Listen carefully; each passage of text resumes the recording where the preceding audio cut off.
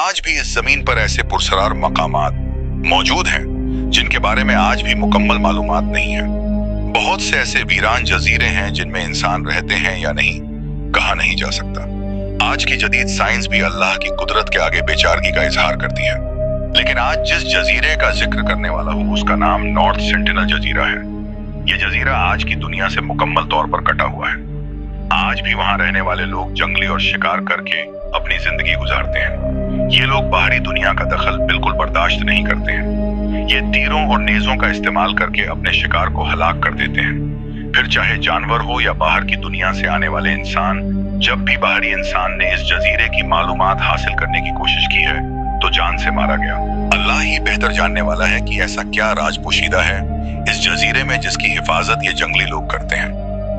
असल में ये जजीरा अंडमान निकोबार आइलैंड का एक हिस्सा है।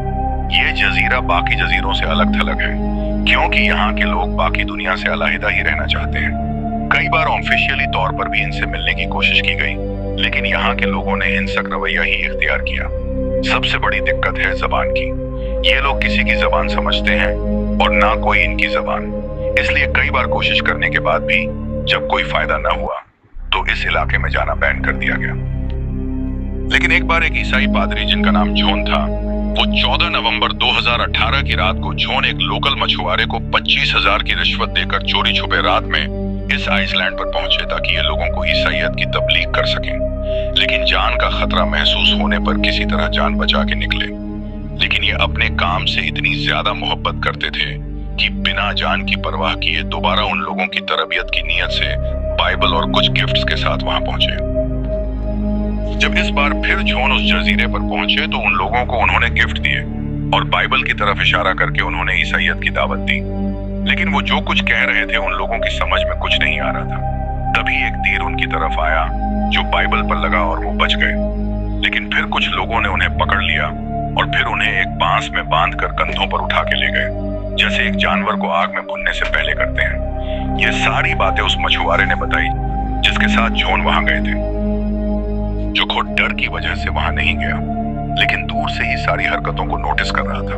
उसने जॉन की दूरबीन से जो उस बोट में ही थी ये सारे वाकयात देखे और कुछ तस्वीरें भी ली। लेकिन जब कुछ देर बाद उसकी तरफ भी तीर और नेजों से हमला हुआ तो वो वहां से भागने लगा। लेकिन भागते हुए उसने देखा कि वो लोग जॉन को वहीं किनारे पर दफना रहे हैं। नहीं पता कि जॉन जिंदा था या मुर्दा।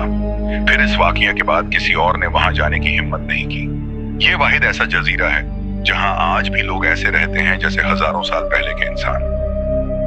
कुछ लोगों का मानना है कि वहां कुछ ऐसा राज पोशीदा है जिसे वो लोग बाकी दुनिया के सामने नहीं लाना चाहते।